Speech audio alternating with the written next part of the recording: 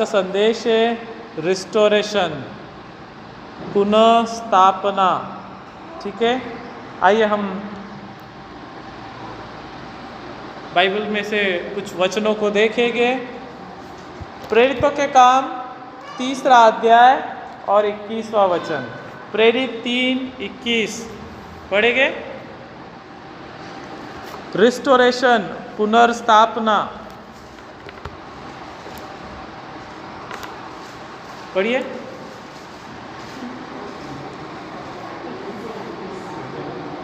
अवश्य 3:21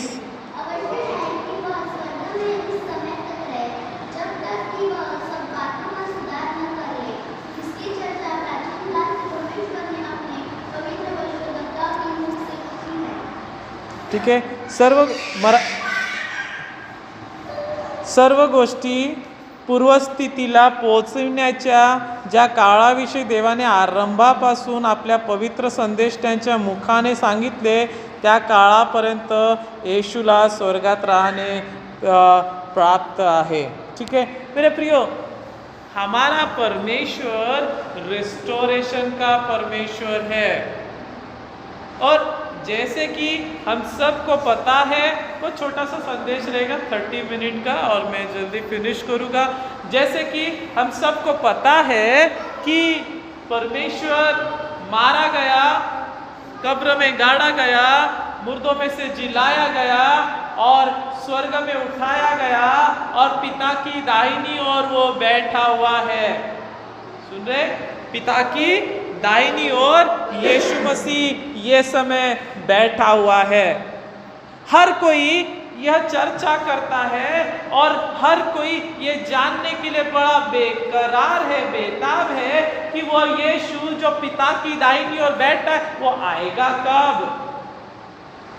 वो अपने लोगों को लेने के लिए कब आएगा, अपनी कलीसिया को लेने के लिए कब आएगा, अपनी दुल्हन को लेने के लिए कब आएगा। ओ मेरे प्रियो, एक गुड न्यूज़ मैं आपको बताना चाहता हूँ। जो सीक्रेट मुझे पता है वो आज मैं आपको रिवील कर रहा हूँ। यीशु मसीह ऐसा ही नहीं आने वाला है जैसे लोग डरा रहे, पास्टर डरा रहे, कलीसियाओं को डरा रहे हैं। यीशु मसीह आएगा, अवश्य आएगा, लेकिन यीशु मसीह आने के पहले पहले रिवाइवल आने वाला है। बोलो ना, कुछ को बोलो रे। बेदारी आने वाली है, पवित्र आत्मा, यीशु आने के पहले पवित्र आत्मा की बेदारी आने वाली है। उसके लोग तैयार किए जाने वाले हैं, आत्मा से भरपूर होने वाले, कलीसिया संसार से कट ऑफ होने वाली है, पवित्रता से भरपूर होकर, आत्मा से भरपूर होकर, पवित्रता से शोभायमान होकर तैयार होने वाली है। देन ही यीशु मसीह अपने लोगों को लेने आने वाला है। यीशु आने के पहले बेदारी आने वाली है, ये बात दिमाग में डाल लीजिए। हम सबको पता है लॉकडाउन के बाद से अमेरिका देश का कैसे पतन और पतन और पतन हो रहा है, पाप के चलते, व्यभिचार के चलते, एबॉर्शन के चलते, शैतान के साथ अधिक संगति, आराधना करने के चलते। लेकिन यह बात उतनी ही सच भी है, केंटाकी नाम का एक जो छोटा सा शहर है, गांव है, वहां पर बेदारी आ चुकी है। वो शहर मात्र 6000 लोगों का चर्च है, लेकिन संडे के दिन वह शहर का चर्च, यूनिवर्सिटी, ग्राउंड सब पैक रहते, रास्ते सब पैक रहते। 6000 लोगों के गांव में 20,000 लोग से भी अधिक, 20 से 22,000 से भी अधिक लोग उस दिन संडे को इकट्ठा होते हैं और परमेश्वर की आराधना और इबादत करते हैं।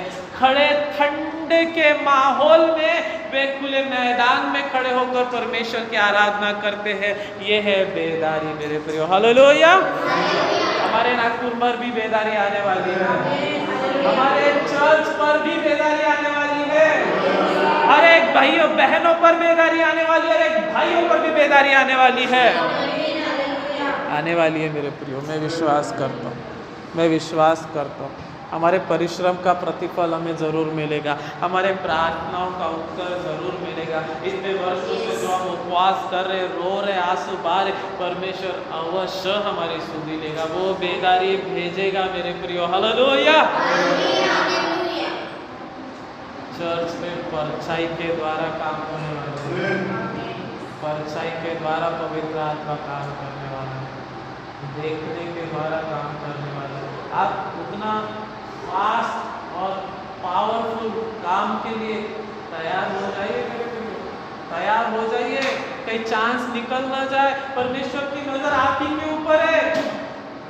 आप यदि अवेलेबल नहीं है, परमेश्वर आपकी एबिलिटी नहीं देखता, जैसे बहुत से जन कहते हैं आपकी अवेलेबिलिटी देखता है।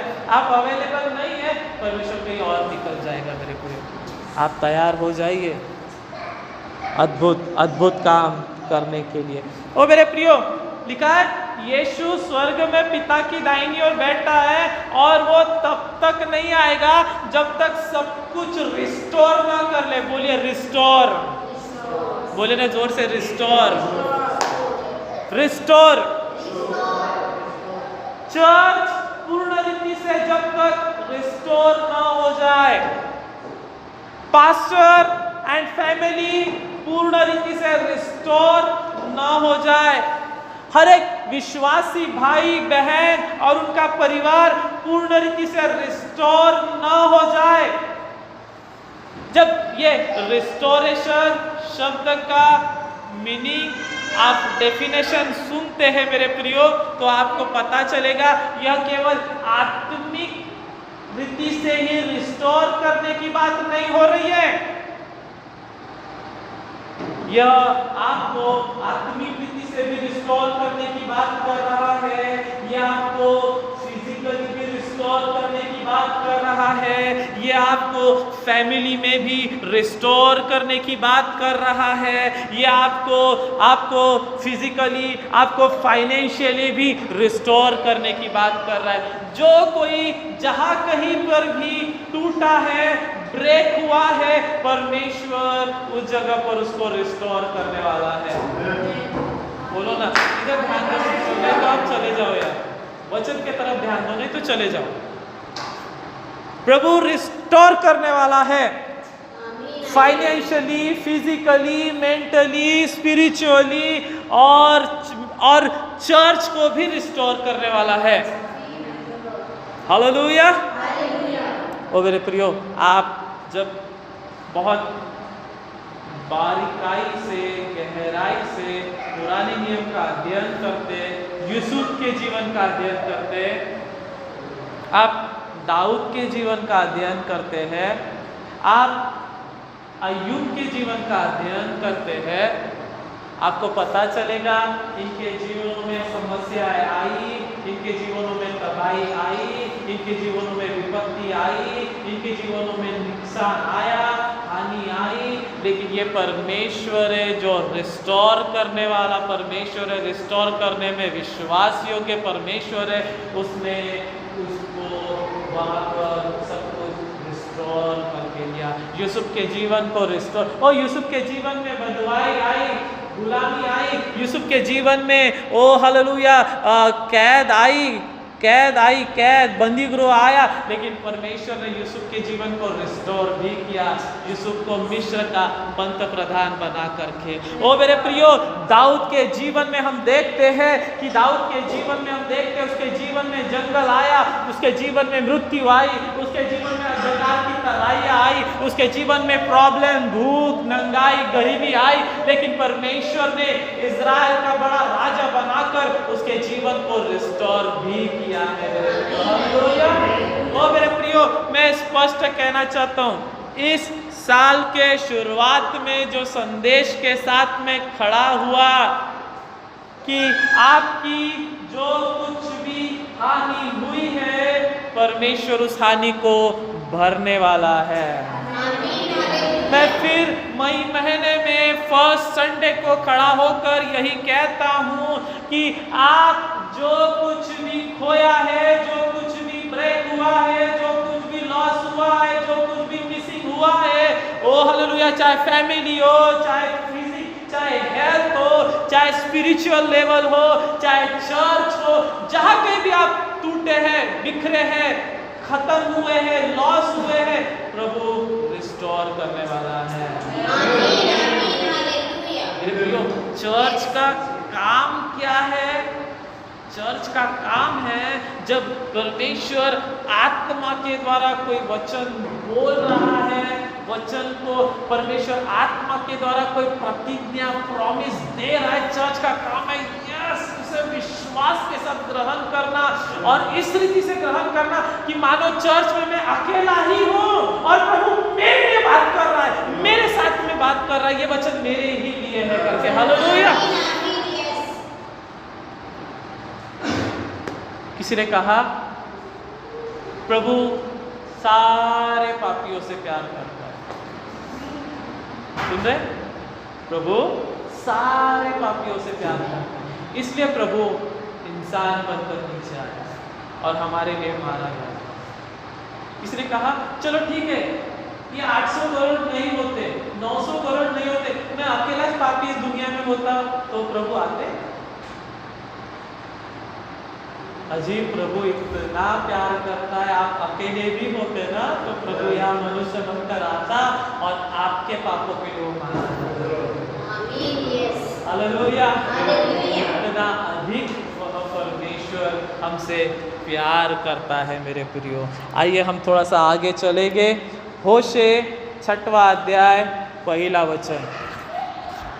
परमेश्वर सब कुछ रिस्टोर करने वाला है।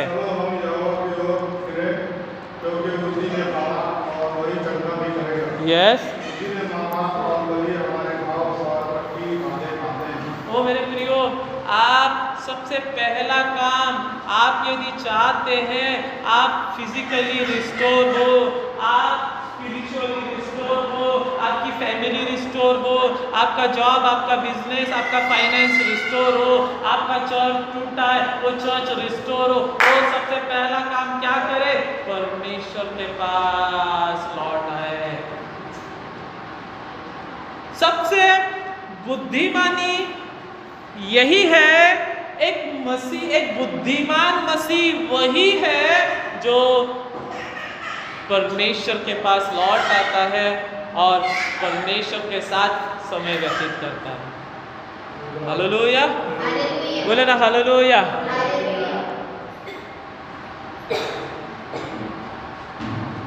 मैं पास्टर परेश के साथ था और उनको 2004 की बात है, उनको ये एक सवाल मैंने किया, पास्टर जी मैं परमेश्वर से बहुत नाराज़ हूँ, इस वजह से मैं चर्च नहीं आ रहा हूँ, इस वजह से मैं प्रेयर भी नहीं कर पा रहा हूँ। सुन रहे सभी सर? मैं नाराज़ हूँ बोला।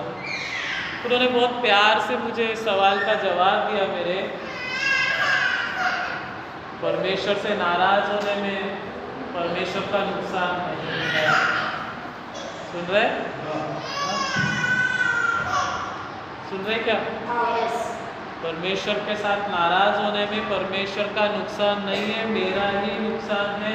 बुद्धिमानी इसमें है, नाराजगी छोड़े, गुस्सा छोड़े और जिस अवस्था में है परमेश्वर के पास लौट आए, क्योंकि वही एकमात्र शख्स है पूरे दुनिया में जो हमें रिस्टोर कर सकता है, हमें फिर उठा के खड़ा कर सकता है, फिर हमारी पीठ की हड्डी को मजबूत कर सकता है, फिर हमारे फैमिली को, हमारे चर्च को, हमारे सेवकाई को, हमारे सब बातों को वह रिस्टोर कर सकता है। मेरे प्रियो 29वां अध्याय यिर्मयाह 29वां अध्याय 11वां वचन हम पढ़ेंगे। यिर्मयाह 29 और उसका 11वां वचन पढ़िए।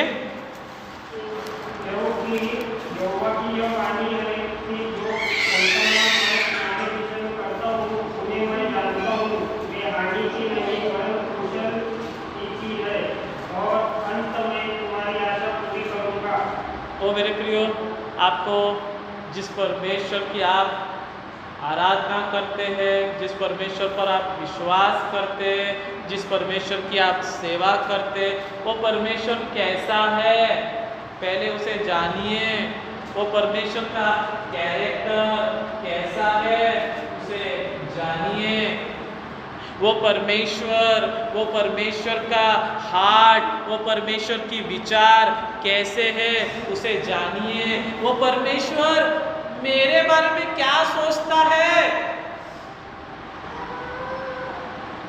सुन रहे?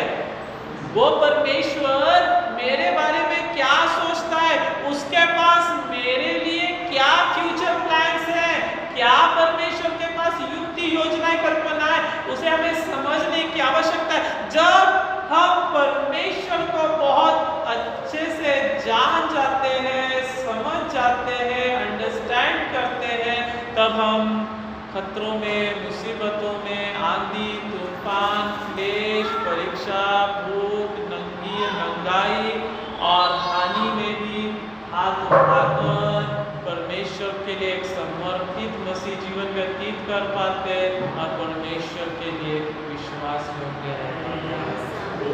समझना जरूरी है।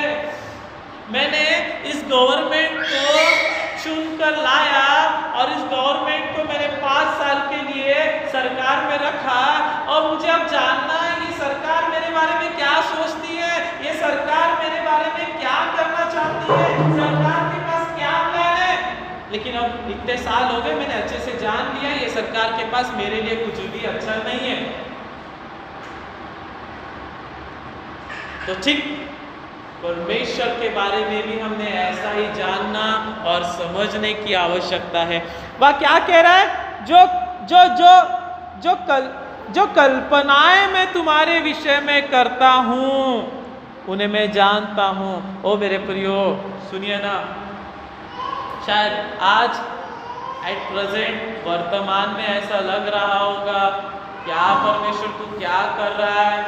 ओ परमेश्वर, तुझे कुछ दिखाई दे रहा है कि नहीं दे रहा है? मेरे जीवन में क्या चल रहा है, मेरे फैमिली में क्या चल रहा है, मेरे सेवकाई में क्या चल रहा है, मेरे बिजनेस में क्या चल रहा है? ओ तू परमेश्वर है भी नहीं, तुझे दिखाई देता भी या नहीं, या तू क्या कर रहा है, तू क्यों कर रहा है? लेकिन मैं आपको बताना चाहता हूँ मेरे प्रियो, प्लीज एक उदाहरण देकर समझाता हूँ। एक पर्वतारोही व्यक्ति है जो पर्वतों पर चढ़ाई करते हैं और रिकॉर्ड्स बनाते हैं। पर्वत पर चढ़ते समय उसके पैर फिसल गया, उसके इंस्ट्रूमेंट खराब हो गए और वह एक विश्वासी जन था। 2 व्यक्ति थे, दोनों के दोनों लटके हुए, एक कहता है मुझे बचा परमेश्वर से, प्रभु कहता है अपने हाथों को मुझ छोड़ दे और मुझ पर विश्वास कर, मैं तुझे झेल लूंगा। और सच में अदृश्य 2 हाथों ने उसे उठाया, झेल लिया और उसे सीधा सही सलामत नीचे उतार लाया। दूसरा व्यक्ति वही के वही पड़ा रहा, वो हिम्मत नहीं कर पाया प्रार्थना करने की भी और परमेश्वर पर ट्रस्ट करके हाथ छोड़ने की भी। रात के समय कुछ मच्छर आए, आपको पता है जंगल, मच्छर आए, पैंट में घुसे, काटे, बेचारे को मच्छरों को भगाने के चक्कर में हाथ छोड़ना पड़ा और बाहर से नीचे गिरा और खत्म हुआ। ये सारा माजरा ट्रस्ट, भरोसा और परमेश्वर को समझने पर डिपेंड करता है। आप जितना अच्छे से समझेंगे, जानेंगे, उतना ही अच्छे से उस पर भरोसा करेंगे, उस पर ट्रस्ट करेंगे। प्रतिदिन आप परमेश्वर के साथ चलेंगे, क्योंकि मेरे प्रियो, परमेश्वर के पास आपके लिए जो योजनाएं हैं, प्लान्स है, वो खराब नहीं है, हानि की नहीं है। वो आपका सत्यानाश नहीं करेगा, वो आपको मिटाएगा नहीं, वो आपको बर्बाद नहीं करेगा। एट द एंड वह अवश्य आपको उठाकर खड़ा करेगा, वो आपको अवश्य ब्लेस्ड करेगा, वह अवश्य आपको स्थिर करेगा। भजन संहिता 42वां अध्याय पहले 2 वचन कहता है, ओ उसने मुझे सत्यानाश के गड्ढे और दलदल की कीच से उबारा, और उसने मुझे चट्टान पर ले जाकर खड़ा किया, और उसने मेरे पैरों को स्थिर और दृढ़ किया, और मुझे महिमा का ऐसा गीत सुनाया जिसे सुनकर हर एक जन परमेश्वर का भय मानते हैं। ओ मेरे प्रियो, वह ट्रायल का समय है। सुन रहे? मेरा ये समय ट्रायल का समय है, परीक्षा का समय है। मेरा ये समय टेस्टिंग का समय है। मेरे विश्वास की टेस्टिंग हो रही है। मेरे परमेश्वर के साथ के ईमानदारी रिलेशन की टेस्टिंग हो रही है। ये टेस्टिंग, ये पीरियड खत्म हो जाएगा, परमेश्वर मुझे ऊंचा खड़ा करेगा, परमेश्वर मुझे एक प्लेटफॉर्म देगा, परमेश्वर मुझे ऊंचा खड़ा करेगा, परमेश्वर मुझे आशीषित करेगा, परमेश्वर मेरे सेवकाई को ब्लेस करेगा। मेरे प्रियो, ये पूर्ण रीति से डिपेंड है परमेश्वर को जानने और समझने के बारे में। उसको लेके खड़ा हो ना, गरम हो रहा है, पंखा लगाओ और पंखे में खड़ा करो। एक वचन पढ़ेंगे। चलिए हम लोग चलते 30वां अध्याय उसी का 17वां वचन। 30 का 17। परमेश्वर रिस्टोर करने वाला परमेश्वर है। पढ़ो। यस।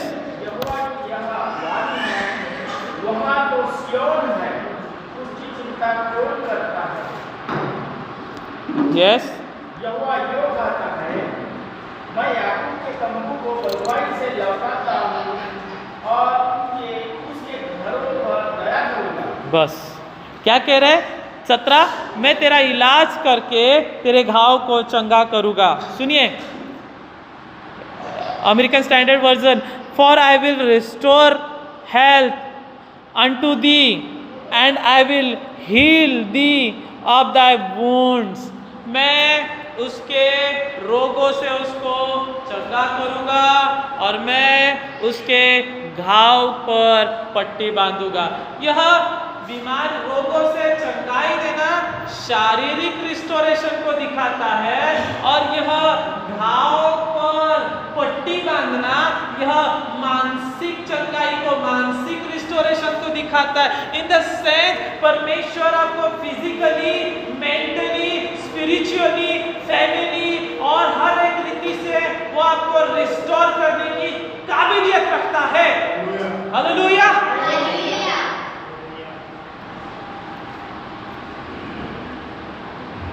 वो रिस्टोर करेगा मेरे प्रिय।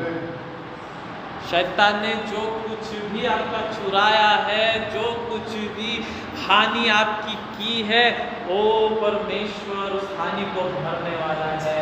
आपको उन क्षेत्रों में जहां आप गिरे हैं आपको रिस्टोर करने वाला है मेरे प्रियो। आइए हम पढ़ेंगे और एक कुछ चीज़ें। हमने होशे 6:1 देखा, लौट आना है। रिस्टोर यदि होना चाहते हो, पुनः स्थापित यदि होना चाहते हो, आशीषित यदि होना चाहते हो, आपको लौट आना है। एक और चीज हम देखेंगे, अय्यूब 42वां अध्याय 10वां वचन। इसे सभी जन अच्छा कलर्ड पेन से अंडरलाइन करें और अपने दिमाग में भी इसे उतार ले। पढ़े अय्यूब 42:2। क्या करना है मुझे? और कुछ चीजें रिस्टोर करने के लिए। 42:10 42:10 जब अय्यूब ने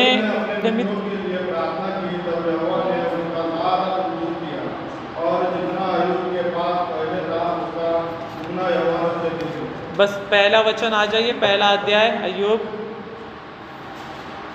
पहला अध्याय। आपको सबको पता है क्या लिखा है? पहला अध्याय 14वां वचन। तब एक दूत अय्यूब के पास आकर कहने लगा, हम तो बैल जोत रहे थे, गधियों तो उनके पास चल रही थी, शबा के लोग धावा करके ले गए और तलवार से तेरे सेवकों को मार डाला। 16 परमेश्वर की आग गिरी और उसमें से भेड़ बकरियां सेवक जलकर भस्म हो गए, मैं अकेला ही बचा हूँ। 17 कसदी लोग 3 दल बांधकर ऊँटों पर धावा करके उन्हें ले गए तलवार से सेवकों को मार डाला, मैं अकेला ही बचा हूँ। 18 तेरे बेटे बेटियां भाई बड़े भाई के घर में खाते पीते और दाख मधु पीते थे। जंगल से आंधी प्रचंड वायु चली और घर के चारों कोनों को ऐसा झोंका मारा कि जवानों पर गिर पड़ी ना, और वे सब मर गए और मैं अकेला ही बचा हुआ हूँ। इवन इतना ही नहीं, दूसरा अध्याय और आप आएंगे 20वें वचन में क्या कह रहे हैं, देखें पहला अध्याय 20वां वचन। तब अय्यूब उठा, बागा फाड़ा, सिर मुंडाकर भूमि पर गिरा, दंडवत करके कहा, मैं अपने माँ के पेट से नंगा निकला हूँ और वही नंगा लौट जाऊंगा। यहोवा ने दिया, यहोवा ने ही लिया। ओ मेरे प्रिय, दूसरा वचन दूसरा अध्याय 4था वचन। शैतान ने यहोवा को उत्तर दिया, मनुष्य अपना सब कुछ दे सकता है, इसलिए केवल अपना हाथ बढ़ाकर उसकी हड्डी और मांस को छू, तब वो तेरे मुंह पर तेरी निंदा करेगा। यहोवा ने शैतान से कहा, सुन, वह तेरे हाथ में, केवल उसका प्राण छोड़ देना। ओ मेरे प्रियो, यह सब बातें क्या समझा रही है? अय्यूब के ऊपर इतनी भयंकर विपत्ति आई कि मेरे प्रियो, अय्यूब का भेड़, बकरी, गाय, बैल, जानवर, सेवक, दासी, गधे, ऊँट, बकरियाँ, बच्चे, सब कुछ लूट गया, बर्बाद हो गया। एक ही दिन में वो ट्रिलियनियर से वह अरबपति से वह रोडपति बन गया।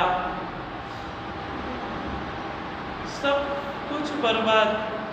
इवन इतना ही नहीं, उसका शरीर फोड़ों से और घाव से भर गया।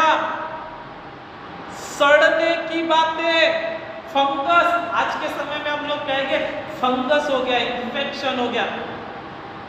शायद उन फोड़ों में कीड़े, अलियां भी पड़ रही होगी। स्टिल एक चीज़ मैं आपको बताना चाहता हूँ, जो मैंने ये गुरुवार के दिन बताया गूगल मीट पर।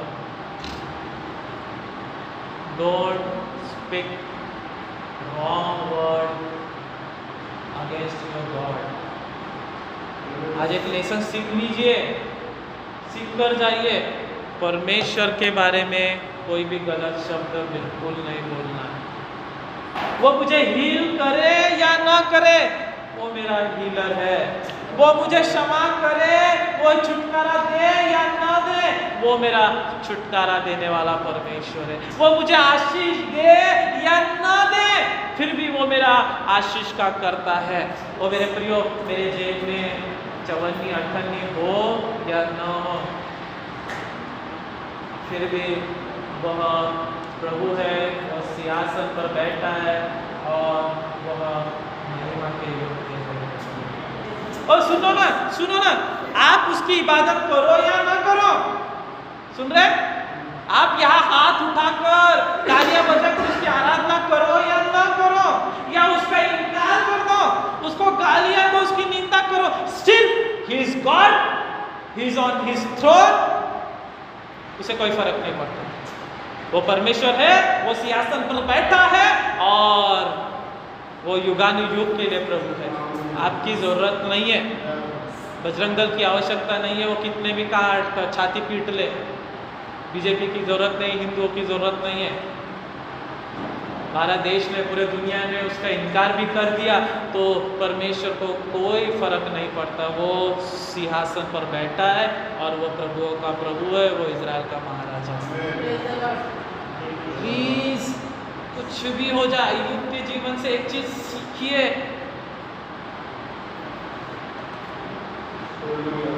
Don't speak wrong word. कितना भी बुरा हो जाए, कितना भी नुकसान हो जाए,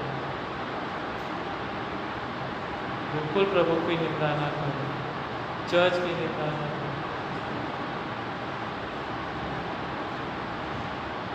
हमने देखा अय्यूब का सब कुछ गया। हमने देखा अय्यूब का शरीर भी बीमारी से ग्रसित हुआ, लेकिन प्रभु ने, हमने देखा 10वां अध्याय, उसका जितना उसके पास पहले था उसका दुगना यहोवा ने उसे लौटाया।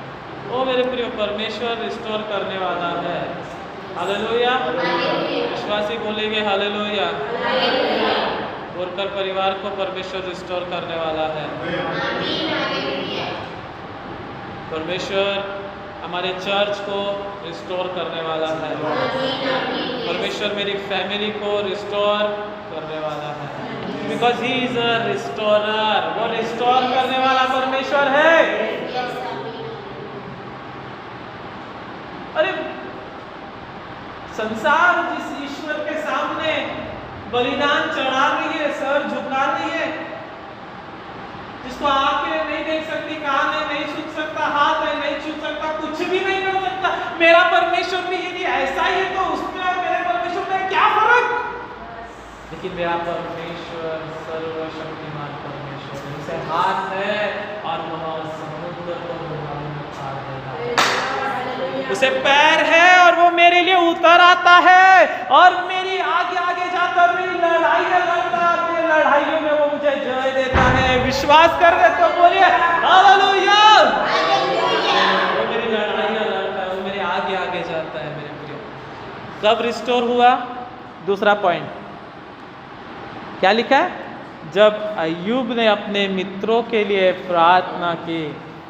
अय्यूब के मित्र कौन है समझिए। आपने अय्यूब की पुस्तक नहीं पढ़ी होगी तो अय्यूब के ये मित्र है।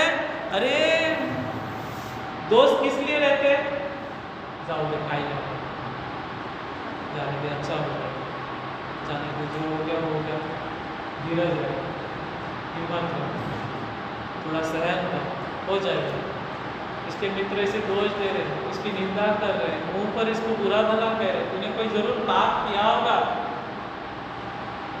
आखिर आप देखेंगे केवल अय्यूब का शरीर ही भाव से नहीं भरा था, अय्यूब का हृदय ही भाव से भरा था दोस्तों के शब्दों के कारण। इतना होने के बावजूद भी अय्यूब को अपने मित्रों के लिए, अय्यूब को चंगाई कब मिली? अय्यूब को आशीष कब मिली? जो उसके पास था उसका दुगना अय्यूब को कब मिला? जब अय्यूब अपने भाइयों के, वो वही कोड़ से भरा हुआ हाथों का, फोड़े निकले होंगे, शायद पास और गंदी बदबू आ रही होगी, फिर भी अय्यूब हाथ रखता है, प्रार्थना करता है, अपने शत्रुओं को क्षमा करता है। ओ मेरे प्रियो, क्षमा करिए, प्रार्थना करिए, उनके लिए आशीष का कारण बनिए, तब परमेश्वर आपको ऊंचा उठाएगा, आपको जो भी गया आपको रिस्टोर करेगा। मेरे प्रियो, हालेलुया बोलो ना, हालेलुया। एक वचन पढ़कर हम स्टॉप करेंगे। पहला पत्रस 5:10। पहला पत्रस 5वां अध्याय और 10वां वचन क्या कहता है? पढ़े कोई ब्रदर? अब परमेश्वर जो सारे अनुग्रह का दाता है, तुम्हें मसीह में अपने अनंत महिमा के लिए बुलाया है। तुम्हारी थोड़ी देर तक दुख उठाने के बाद आप ही तुम्हें सिद्ध और स्थिर और बलवंत करेगा। हालेलुया। मेरे प्रियो, मेरे जीवन में एज अ मसीह होने के नाते मेरे पास एक खुदा है, मेरे पास एक प्रभु है जो कुछ भी कर सकता है। और मसीह होने के नाते मेरे जीवन में जो ट्रायल्स आ रहे हैं, मेरे जीवन में जो टेस्ट आ रही है, प्रॉब्लम्स आ रही है, वो मुझे मिटाने के लिए नहीं आ रही, मुझे बर्बाद करने के लिए नहीं आ रही, मुझे खत्म करने के लिए नहीं आ रही, मुझे तोड़ने के लिए नहीं आ रही, मेरी जान ले के लेगी। हम बोलते ना, ओ माँ ये रोग, ये बीमारी मेरी जान ले लेगी। आपकी कोई जान लेने वाला नहीं है। ऐसा कोई बनाया ही नहीं प्रभु ने कि आपको खत्म कर दे। वो हल्का सा क्लेश, क्या बोल रहा है पत्रस वहाँ पे? थोड़ी देर तक दुख उठाना। ओ वो प्रॉब्लम्स, वो दुख, वो तकलीफ, वो ट्रायल्स, वो टेस्ट आपको तोड़ने मोड़ने के लिए नहीं, आपको सिद्ध बनाने के लिए आ रही है, स्ट्रॉन्ग बनाने के लिए आ रही है, आपको परफेक्ट बनाने के लिए आ रही है। आपके जीवन में गड़बड़ी, गलतियाँ, खराबी सब दूर करने के लिए आ रही है। मेरे प्रियो, वो क्या कह रहा है? परमेश्वर जो सारे अनुग्रह का दाता है, जिसने तुम्हें मसीह में अपनी अनंत महिमा के लिए बुलाया है। वो दूसरे ट्रांसलेशन में क्या कहता है? वो गिव अस इटर्नल ग्लोरी। ओ मेरे प्रियो, इटर्नल ग्लोरी, अद्भुत स्वर्गीय महिमा में जिस परमेश्वर ने आपको बुलाया है, वो आपको थोड़ा सा दुख और तकलीफ और प्रॉब्लम में से जाने देता है। क्यों? क्योंकि आप सिद्ध बन जाए, परफेक्ट बन जाए, पवित्र बन जाए, बुराई और गंदगी आपके जीवन से निकले। फिर एक बार इस जगह पर लाकर मैं स्टॉप करूँगा। परमेश्वर पर भरोसा करिए, यीशु स्वर्ग से तब तक नहीं आने वाला है जब तक वो सब कुछ रिस्टोर ना कर। चर्च को रिस्टोर ना कर, चर्च गिरी हुई है ना, बोल रहे चर्च कितना गिर गई है, चर्च में कितना पतन है, लड़के देखो पान ठेले और बार, ओ लड़कियां देखो डिस्को पब और गलत गलत, ओ प्रार्थना नहीं हो रही है, उपवास नहीं कर रहे, ओ प्रभु का भय नहीं है। मैं कह रहा हूँ चलने दो, प्रभु तब तक नहीं आएगा, वहाँ वो बैठा रहेगा जब तक प्रभु चर्च को रिस्टोर नहीं कर लेता, चर्च फैमिली को रिस्टोर नहीं कर लेता, हेल्थ को, फाइनेंस को, फैमिली को, स्पिरिट को, हर एक चीज़ को रिस्टोर नहीं कर लेता प्रभु, तब तक नहीं आने वाला है मेरे प्रियो। Hallelujah, praise the Lord.